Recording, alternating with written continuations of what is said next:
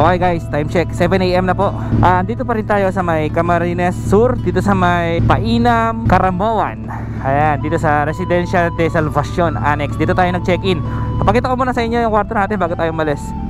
Ayan yung kwarto natin. Ang binayad natin dito is 1,200 per night. Apo. Double check natin. So ang binayad natin dito is 1,200 per night. Binigyan tayong discount. Oo nga pala, si Ate Tess, ang galing niya mag-massage. Nagpa-massage tayo kahapon sa kanya. Wala tayong silbi pala. Sige. Para yung itik ko, mapunta kayo. Shout out kay Boss Jerry. Sinamahan ako. Tsaka ayun, kung gusto nyo rin magpa-massage dito, si Ate Tess nagpa-massage. Napakagaling. Recommended talaga. Magaling siya mag-massage. Ayun, so tara na. Thank you din po. Ay, salamat din po doon sa doon sa isda. Oo.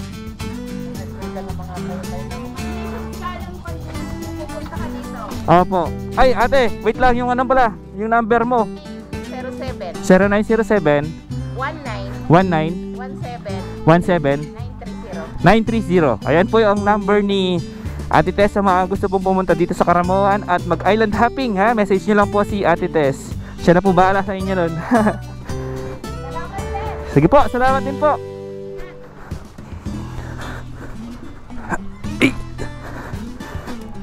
Okay. Oo, kasya naman. Boss, una na ako. Ayan, salamat Caramoan. Bye bye Caramoan. Oo, salamat.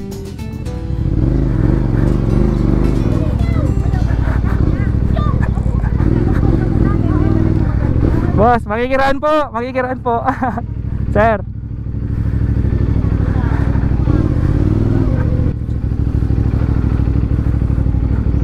Maaga pa lang, mainit na. Summer na. So, ayon sa ating mapa, mula dito, nga pala, ang biyahe natin ngayon ay pupunta tayo ng Albay. Sa wakas, mapupuntahan na natin si Mayon, si Daragang Magayon. Kasi kahapon nakita natin siya pero malayo. Pero ngayon lalapitan na natin siya. So pupunta tayo ng Albay. Dadaan tayo dito sa may, sabi nila maganda daw yung Tagas Boulevard. So daanan muna natin yon. Tsaka yung coffee shop dito sa taas ng bundok. Tapos check natin. Ito yung dadaanan natin. Hindi ko kasi kabisado eh. So dadaanan ulit natin yung presentasyon. Tapos ito San Jose, Tigaon, Sagnay, tapos Patitinan, Tiwi, tapos Nagas, Balading, tapos Tabaco City, tapos dadaan natin yung Mayon Skyline View Deck. Tapos yun, doon na tayo sa Kamalik Albay Bypass Road mag-overnight. Tapos pagdating doon, tignan natin kung kaya pa natin maglibot. Puntahan yung Kitinyan Hills yata yun, tsaka yung Cagsawa Ruins.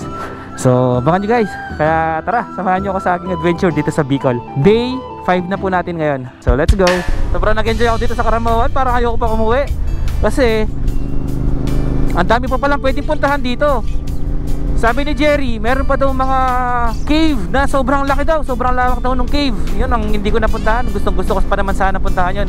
Kaya lang limited lang yung oras natin. Kasi hanggang Monday lang tayo dito sa Bicol. Uwi na tayo ng Tarlac. Magbe-birthday kasi yung anak ko, kaya kailangan ko umuwi. Pero napakaganda. Napakasulit na biyahe natin, no? Ito parang nakita ko sa Palawan, mga ganito din yung mga view, mga bundok na may mga rock formations. Diba? Napakaganda, oh. Kung mahilig kayo sa nature at sa bundok, yan, dagat, sigurado mag-enjoy kayo dito sa Caramoan. Pang world class yung ganda nya. Kayang-kayang sumabay sa mga international na tourist spots. At salamat nga pala kay Kapo na nag-recommend dito, tsaka dun sa accommodation natin. Salamat Kapo, solid dito. Welcome Paaniman. Solid talaga ng Paaniman. Napakaganda. Napaka-natural nung kanyang ganda. Walang masyadong mga building. Hindi pa siya masyadong develop, kaya yun ang nagustuhan ko sa kanya. Raw beauty talaga.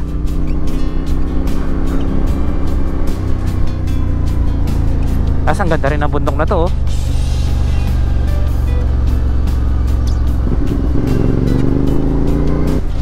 So hindi ko na masyadong i-video yung daan dito kasi may vlog na tayo dito sa previous episode natin.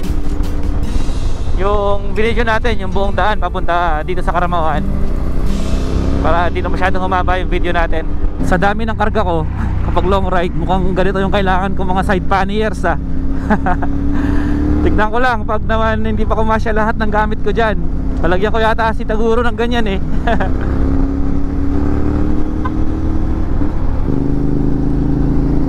Ganda talaga, oh.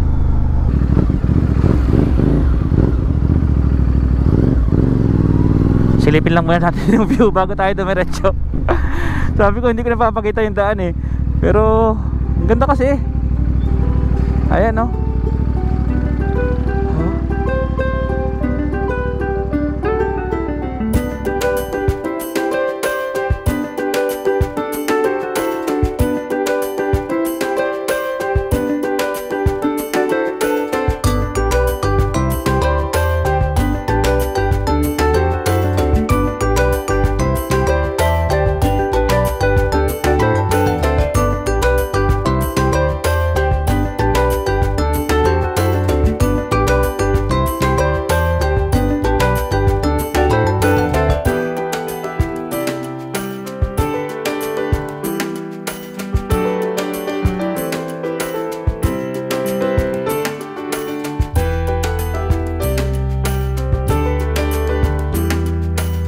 Habang nagpapalipad tayo ng drone, may dumaan na nagtitinda ng pandesal. Ito, kain muna tayo pandesal.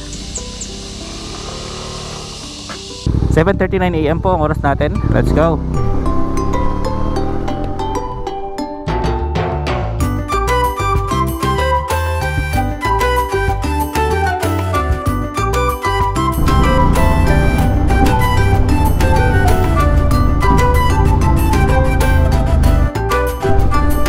Ganda, oh.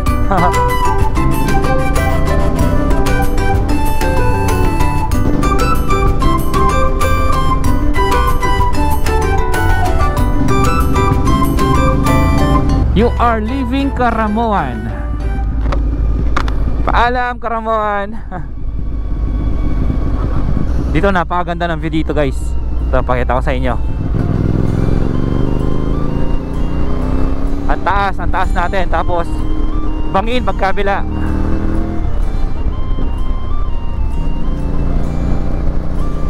Iyon, oh. Oh, di ba? Oh.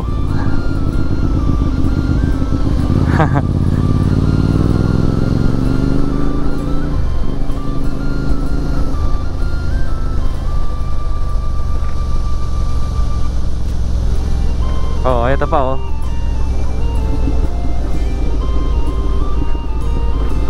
Oh, ayun, pupuntahan natin ang taas.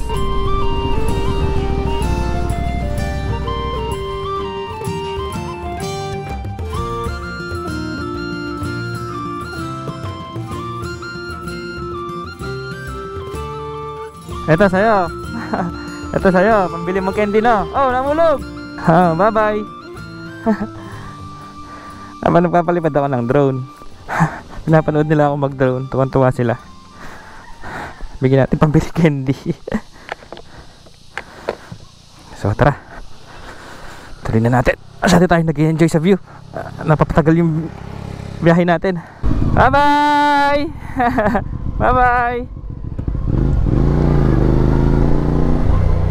Cute ng mga bata.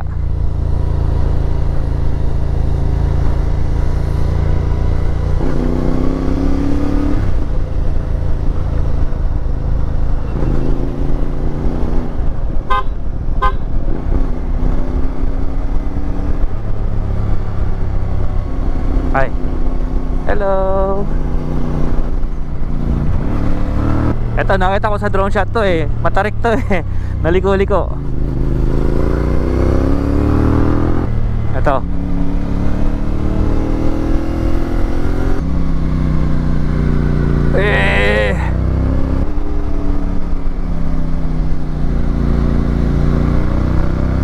Wow. Solid yung mga bundok.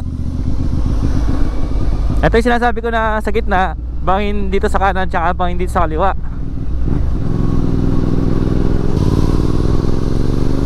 Feeling ko part na to ng presentasyon eh. Kasi kanina lumabas na tayo ng Karamoan. Pakaganda guys, oh. Isipin mo, may tulay sa itaas ng bundok. Oh, yan oh. Yan ang view. May maliit na barangay doon, oh. Sabi ko, hindi ko napapakita kayong tindahan, pabalik. Pero hindi ko mapigilan eh. Napakaganda. Ito oh. Campsite kaya to? Bantugan National High School. Ay, hindi siya campsite. School pala siya. Sayang, mukhang sarap mag-camp dun ah. So may Bantugan pala yon. Yung magandang view na yon. Kuya, ano yan? Ginagawang bandala. Ginagawang bandala? Ah, galing sa ano yan? Galing sa? Dito sa amin. Ah, Kami gumagawa. kayo gumagawa? Ganda no? Ayun no, pawak. Ang dami. Para silang mga buhok. Buhok ng Amerikano. Sige boss, thank you ah. Bandala daw. Ano kaya yung bandala? Sir, makikiraan. Ano kaya yung bandala, no? Madami din mga nagbabike dito. Ganda kasi view eh. Kaya lang medyo mahirap lang to pag nagbabike mo. Wala, nangyari dito. Napalaban. Tarik kasi yung ano, paakyat. Palaban yung truck.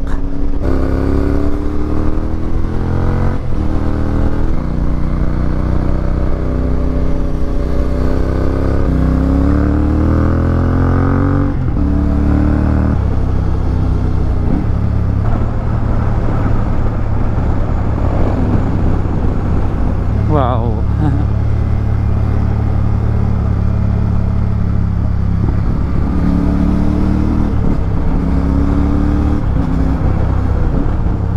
Ito na yung tinatawag nilang mini New Zealand dito sa presentasyon. Tara silipin natin mamaya. Dito may magandang spot dito saan makikita mo siyang buo eh. Nag-stop over din tayo dyan nung papunta tayo ng Karamoan. Dito tayo nag-picture eh.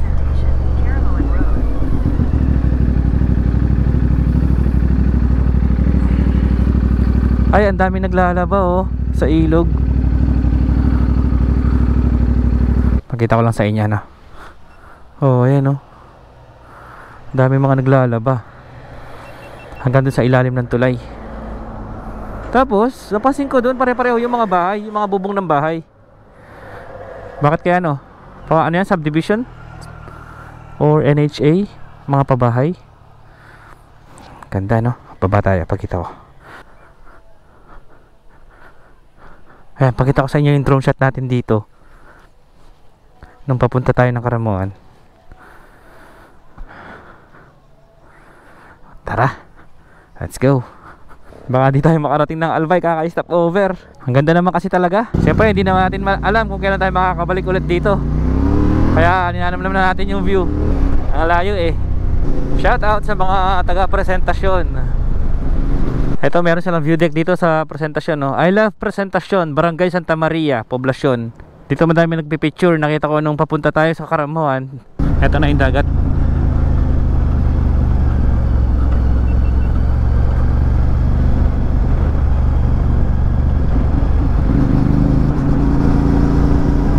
Ito, dito tayo nagpalipad kahapon. Ay, nung sa araw. Puro ano na yan, coastal road na yan. Diretsong yan, mga 30 minutes.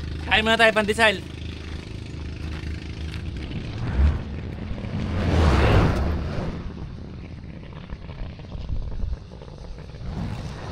Okay, tara na. 9:13 AM na. Yung ulap pumupunta na sa bundok oh. Yun oh. Sarap tumambay dito. Dapat pala nagdala ako ng foldable na chair. Kahit maliit lang. Sarap. Sana dun oh. Lagay mo yung upuan. Let's go.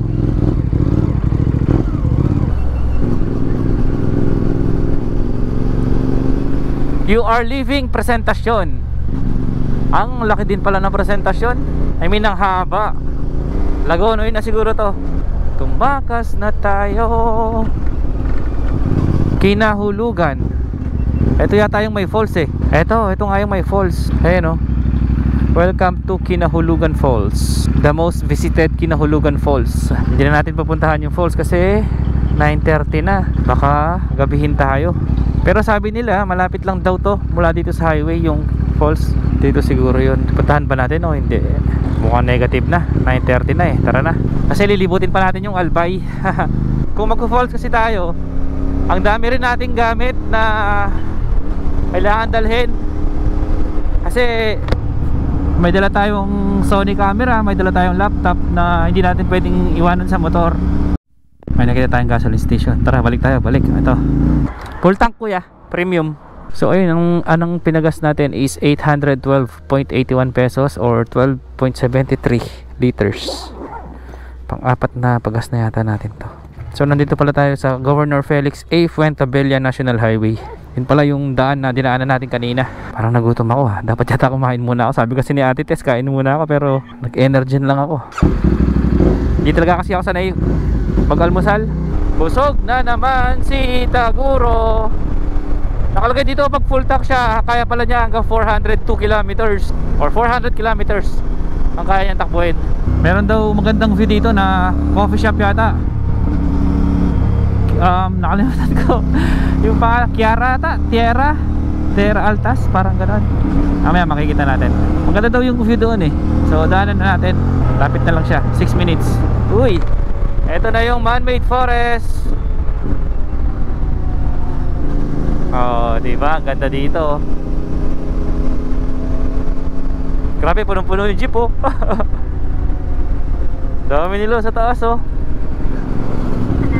So ito, kakanan na tayo dito. Pero dito tayo dadaan. May dadaanan lang muna tayo dito na coffee shop. Sabi nung nakausap ko na lokal nung isang araw dito, medyo hindi daw advisable magmotor mag-isa dito eh pag diniretso to. Kasi nagpalipad akong drone dito. Ang ganda ng view doon sa banda doon pa.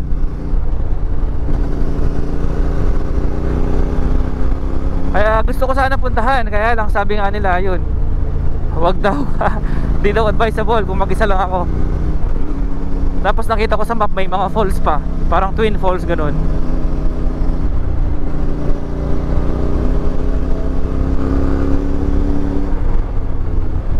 Eto, may mga kapehan pala talaga dito oh. Ayan oh, Mountain View Coffee Shop. Ang ganda ng view kasi dito oh. Oh, tingnan nyo naman oh, parang tayong nasa Cordillera oh.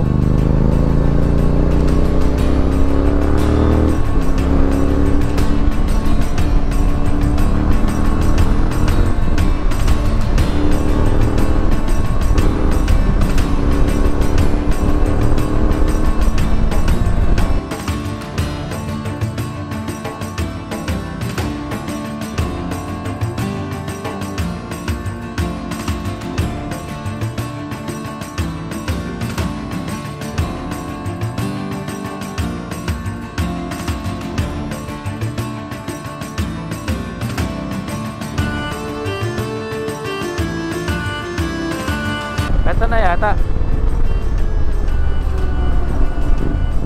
Ito na ba yun?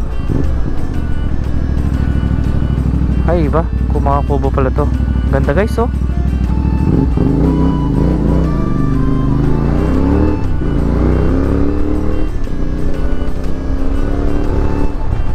Ah, ito na siguro. May mga sasakyan eh.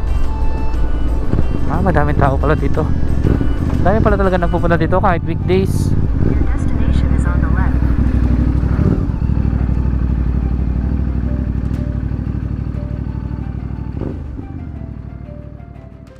So ito, nandito na tayo guys. Kain muna tayo dito. Nagutom ako. Tsaka parang gusto ko ng kape eh. Ice coffee. Dito po yan sa Terras Altas Cafe.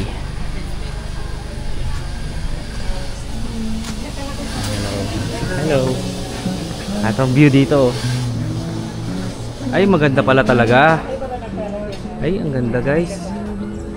Oh, tapos may view pa ng ilog doon sa baba na pasigsag. Ganda. Tapos may ano ba yun? CR or kubo? Kahit doon may kubo din.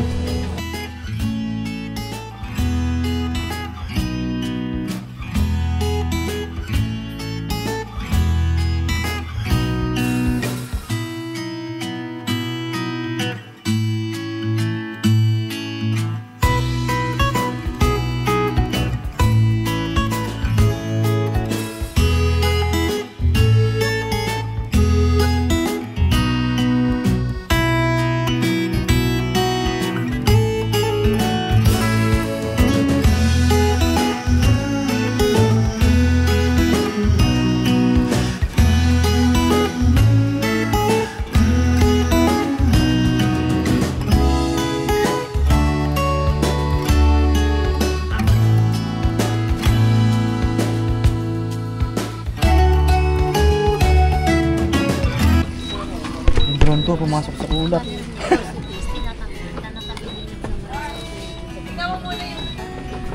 Pumasok sa ulap yung drone natin. Ito na order natin. Ang dami pala. Paano ko mauubos to? Tapos plain rice. Tapos nagpapanik na tayo kasi yung drone natin nasa ulap. Baba muna natin. Okay, 10:25 AM na. Tapos tayo kumain. Ang sarap ng hangin dito. Tsaka ang ganda ng view. Tapos ito yung kape natin. Masarap din siya, Spanish latte.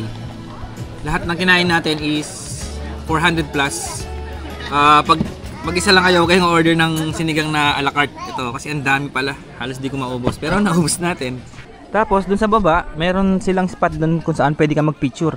Ayun o. May toy-toy yung ano, statua.